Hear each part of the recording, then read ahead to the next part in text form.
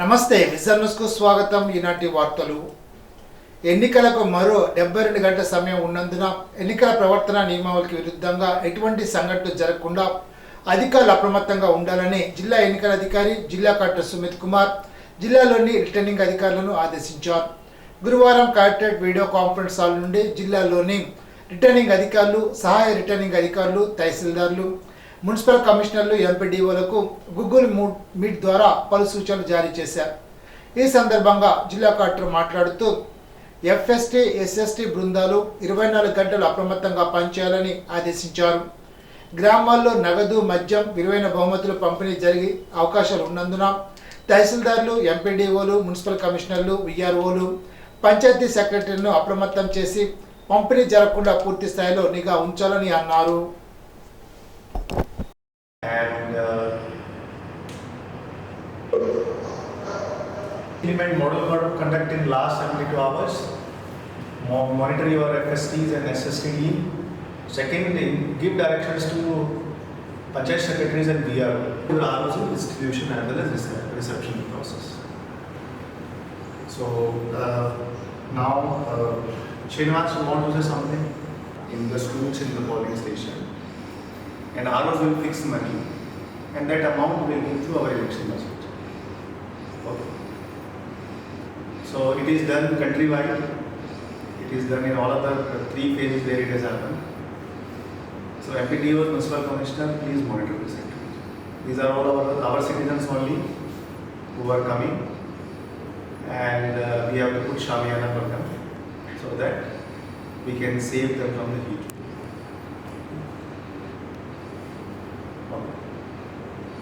Any gaps are there, you point, any paperwork is there, anything is there, kindly assist them.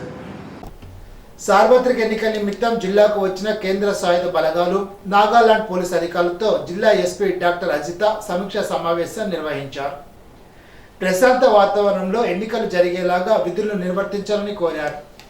సమస్యాత్మక, అతి సమస్యాత్మక ప్రాంతాల్లో ప్రత్యేక నిఘా ఏర్పాటు చేసి ఎటువంటి గొడవలు లేకుండా ప్రజలు ఓటు హక్కును వినియోగించుకునేలాగా చూడాలని, ప్రజలకు భద్రత కల్పించాలని కోరారు. గత ఎన్నికలను దృష్టిలో పెట్టుకుని సమస్యాత్మక ప్రాంతాల్లో తగు ప్రణాళికతో ముందుకు వెళ్లాలని అన్నారు.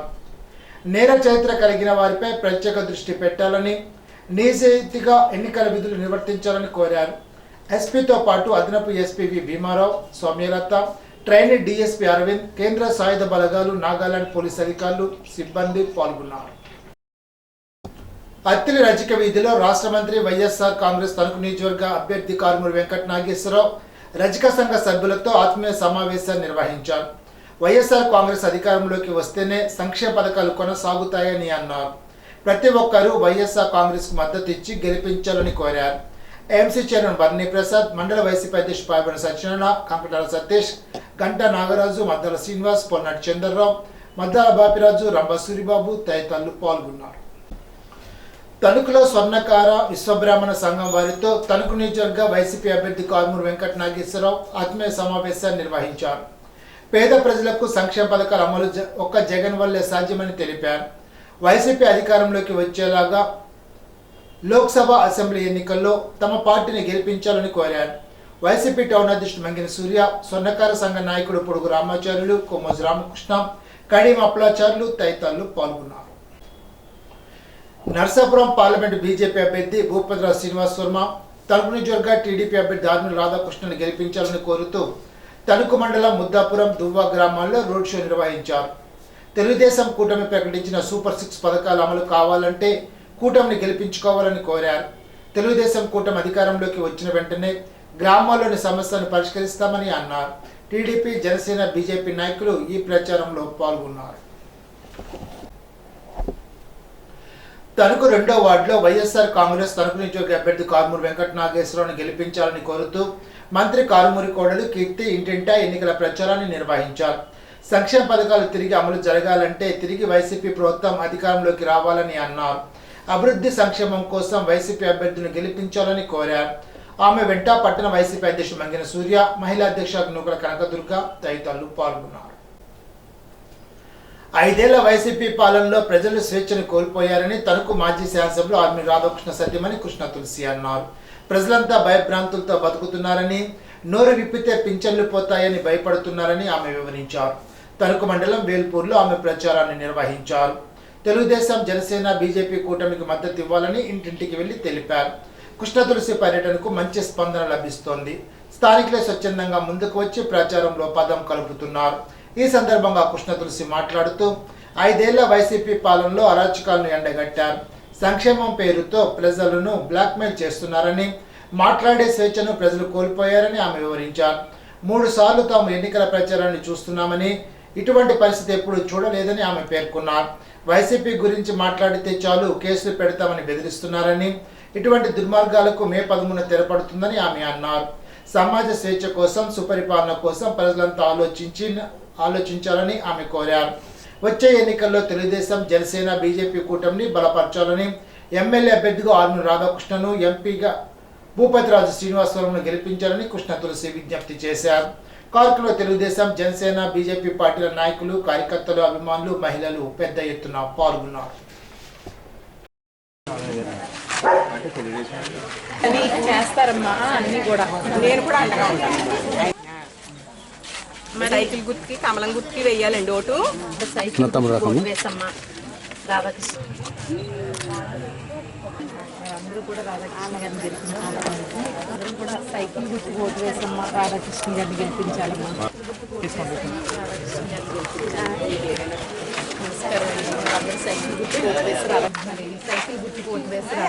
మేము చెప్పేదాన్ని వారు అవగాహన చేసుకుని రేపు భవిష్యత్తులో అభివృద్ధి కుంటుపడిపోయిన మన రాష్ట్రంలో మళ్ళీ అభివృద్ధి, సంక్షేమం కూడా మళ్ళీ పట్టాలెక్కి చక్కగా ప్రయాణం చేయాలంటే ఎన్డీఏ కూటమి ఇక్కడ గవర్నమెంట్ ఫామ్ చేసి చంద్రబాబు నాయుడు గారి అనుభవంతో మళ్ళీ మనం రాష్ట్రం ఎలాగైతే ఈ జగన్మోహన్ రెడ్డి గారి ప్రభుత్వంలో మన రాష్ట్రం అప్పులు పాలైపోయిందో ఆ అప్పులు పాలైపోయిన ప్రభుత్వాన్ని మళ్ళీ గాడిలో పెట్టాలి, ఆర్థిక వ్యవస్థను గాడిలో పెట్టాలి, అభివృద్ధిని మళ్ళీ చక్కగా పరుగు పెట్టించాలంటే ఒక అనుభవజ్ఞుడైన చంద్రబాబు నాయుడు గారి వల్లే అవుతుందని ప్రజలందరూ కూడా విశ్వసిస్తున్నారు.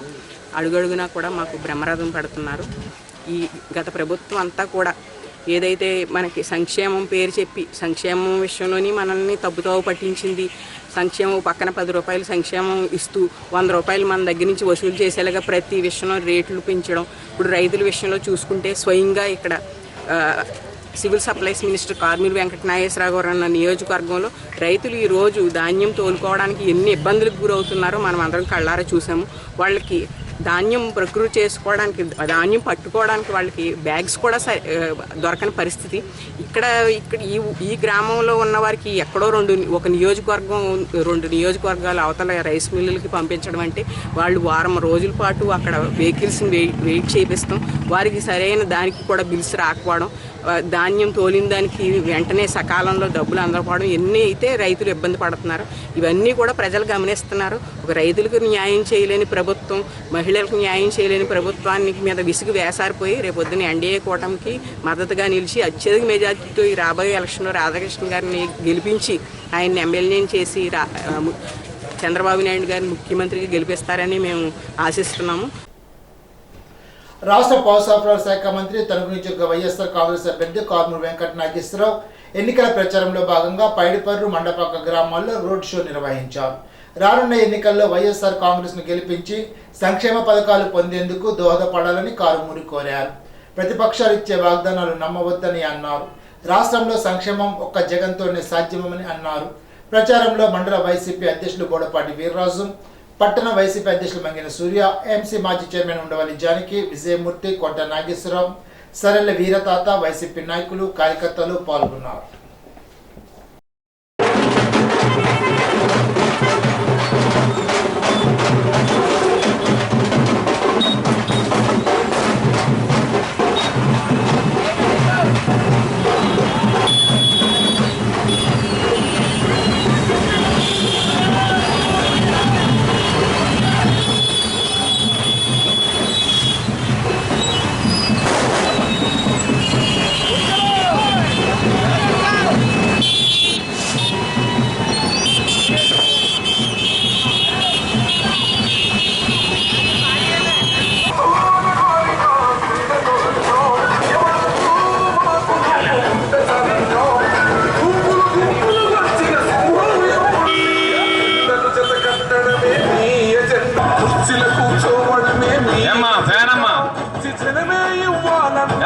ఫ్యాన్ అమ్మా, ఫ్యాన్ గుర్తమ్మా.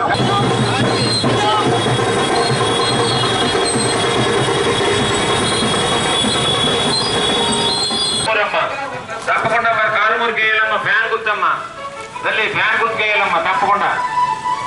ధనా మనా లేకుండా అందరికీ స్థలాలు ఇమ్మన్నాడు, ఫ్యాక్షన్లు ఇమ్మన్నాడు. ఇప్పుడు ఒక చిన్న బ్రేక్.